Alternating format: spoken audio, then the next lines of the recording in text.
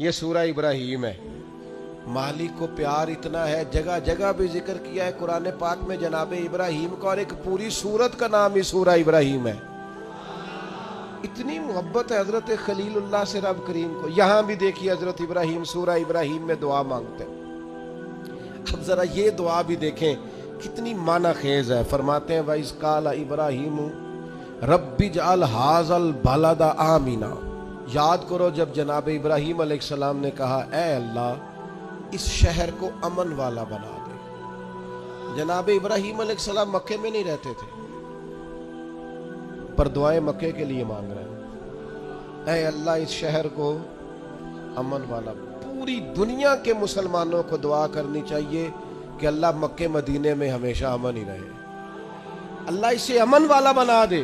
ایک بات آپ کو عرض کروں، جس ملک میں امن نہیں ہوتا وہاں کچھ بھی نہیں ہوتا۔ جب تک امن نہ ہو نہ تجارتوں کا مزہ ہے نہ عبادتوں کا مزہ ہے۔ کام کاج بھی تبھی ہوتا ہے جب امن ہو، عبادت ریاضت تبلیغ تعلیم تبھی ہوتی ہے جب امن ہو۔ یہ دیکھیے اللہ کے پیغمبر حضرت خلیل علیہ السلام قیام امن کی ضرورت کے بارے میں کس طرح بیان فرماتے ہیں، کہتے ہیں اے اللہ اس شہر کو امن والا بنا دے۔ جب تک امن نہیں ہوگا، جب تک اطمینان نہیں ہوگا، ٹھہراؤ نہیں ہوگا، سکون نہیں ہوگا، زندگی کیسے آگے بڑھے گی؟ اس لیے پوری دنیا کے مسلمانوں کو مل کے کوشش کرنی چاہیے کہ ہر مسلمان ملک کے اندر امن رہے۔ ہمیں کوشش کرنی چاہیے ہمارے شہروں میں علاقوں میں امن رہے۔ ڈھیر سارے لوگ ہیں جن کو امن پسند نہیں ہوتا، بدامنی پیدا کرتے ہیں۔ آپ اپنے ارد گرد دیکھ لیں، یہ غیبتیں کرنے والے، چغلیاں کرنے والے، ایک دوسرے کے بارے میں سازشیں کرنے والے، شرارتیں کرنے والے، یہ سارے بدامنی پھیلانا چاہتے ہیں۔ اور جناب ابراہیم کیا کہتے ہیں وَإِذْ قَالَ إِبْرَاهِيمُ رَبِّ اجْعَلْ هَٰذَا الْبَلَدَ آمِنًا۔ حضرت ابراہیم علیہ السلام نے عرض کیا اللہ اس شہر کو امن والا بنا دے۔ وَاجْنُبْنِي وَبَنِيَّ أَن نَّعْبُدَ الْأَصْنَامَ، اللہ مجھے اور میرے بیٹوں کو بتوں کے پوجنے سے بچا لے۔ دنیا میں وہ بندہ بچ گیا جس کا عقیدہ محفوظ ہو گیا۔ سب سے زیادہ قیمتی خزانہ اس بندے کے پاس ہے جس کی اولاد کے عقیدے ٹھیک ہے، جو اسلام پر پختہ ہے۔ آج ملحد آگے ہیں، ملحد بے دین، جو ذہنوں میں سوال چھوڑتے ہیں معاذ اللہ، ہماری نئی نسل کو گمراہ کرنا چاہتے ہیں، دین سے دور کرنا چاہتے ہیں۔ اپنے بچوں کے قریب بیٹھا کرو، ان کی باتیں سنا کرو، ان کی سوچیں دیکھا کرو۔ تھوڑے دن پہلے ایک بچہ مجھے پوسٹ دکھانے لگا، کہنے لگا یہ دیکھیں ایک بندے نے پوسٹ کی ہے، کروڑوں اربوں روپیہ تم جانوروں کو قربان کرنے پہ لگا دیتے ہو، یہ غریبوں کو دے دو، لوگوں کے گھر بن جائیں، بچیوں کی شادیاں ہو جائیں۔ پتہ نہیں لوگوں کو ہر دینی کام پہ غریب کیوں یاد آ جاتے ہیں۔ میں نے انہیں کہا میں دیہاتی آدمی ہوں، ہمارے ڈیرے کے ساتھ ایک ڈیرا ہوتا تھا، چاچا جی بشیر صاحب نے نا ہر سال وہ بیل پالتے تھے بیچنے کے لیے، غریب آدمی تھے، اور کہا کرتا تھا اس دفعہ میرے جانور بڑے اچھے ہیں، یہ صحیح بک گئے تو 2 بیٹیوں کی شادی کروں گا۔ پال کر بیچنے والے بھی غریب کم ہیں، جو کاروبار کرتے ہیں بڑے فارم بناتے ہیں، پال کر بیچنے والے بھی غریب، اور جو کسائی ذبح کرتے ہیں وہ کون ہوتے ہیں؟ او میرا سارے انو بڑا گوشت باندھے کہندے ڈاکٹر ڈکیا ہے، وہ تو کھائیں گے مرغی یا بکرا، اے جننے بیڑے پل دے جے ماڑے ہی کھانے نے۔ اس لیے یہ جو روغن خیال ہے نا، کہتے ہیں قربانی نہ کرو غریبوں کو دے دو، ان کو فکر نہ کرو، یہ غریبہ ہی کھانی ہے ساری۔ امیرہ نو تے بند دے سارے انو، جس سے پوچھو کہتے ہیں میں نو ڈاکٹر نے بند کیتا ہے، تو بھئی غریبوں کا کھلا ہے اللہ کے فضل سے، وہ انشاءاللہ کھائیں گے، بلکہ ان کے لیے صحیح کر کے کھلتا ہی بڑی عید والے دن ہے، تو آپ ان کا بھی بند کرنا چاہتے ہیں۔ اس لیے حضرت ابراہیم کی یہ دعا کہ یا اللہ بتوں سے ہمیں بچا، ہماری اولادوں کو بچا، وہ تو بچے ہوئے تھے، یہ دعا ہی ہماری تعلیم کے لیے۔ بچوں کی نگرانی کرو، ان کا خیال رکھو، یہ کسی بے دین بدعقیدہ کے پاس نہ جائیں۔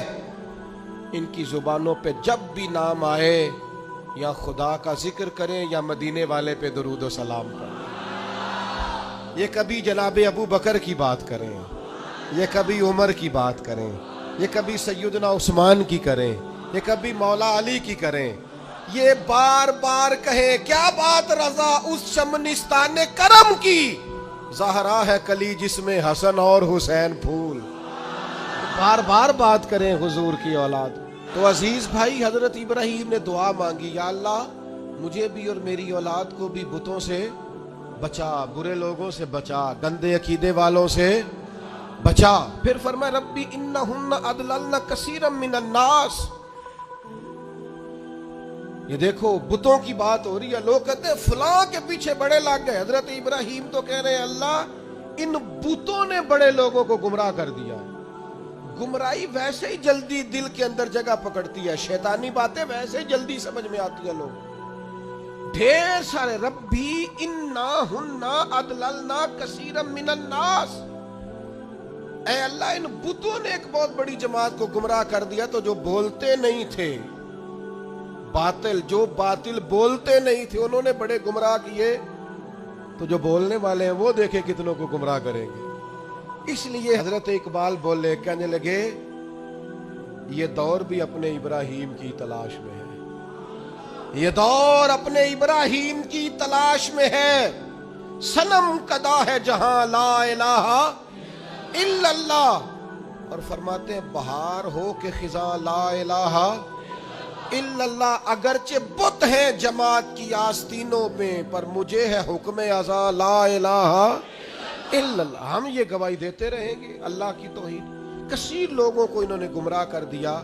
ایک اور ذرا انوکھا انداز دیکھیے جناب ابراہیم کا، فرماتے ہیں فمن تابعنی فانہ منی، یا اللہ جو میری پیروی کرے وہ تو میرا ہے۔ تو اے کلیم جو آپ کی پیروی نہ کرے، انداز دیکھیے، فمن تابعنی فانہ منی، جو میری پیروی کرے مالک وہ میرا ہے، ومن عصانی فانک غفور الرحیم، اور اللہ جو میری نافرمانی کرے نا، ابراہیم اس کے ساتھ کیا کریں جو آپ کا نافرمان ہے؟ فرمایا فانک غفور الرحیم، بے شک تو بڑا بخشنے والا معاف کرنے والا ہے، جو فرما برداری کرے وہ تو میرا ہے، اور مالک جو نافرمانی کرے تو بڑا مہربان ہے، تو معاف کرنے والا ہے۔ یہاں ہم کہتے ہیں جو نافرمانی کرے، جو ہمارا نافرمان ہو وہ کسی کام کا نہیں، مارو سزا دو۔ فرمایا جو میرا نافرمان، مالک تو غفور الرحیم ہے، تو مہربانی کرنے والا۔